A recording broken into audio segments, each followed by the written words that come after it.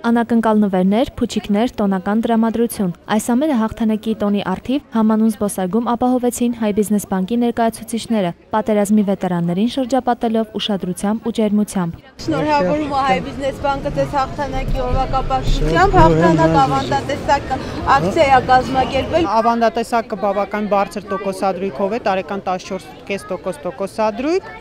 եւ ունենք հատուկ պայման, երբ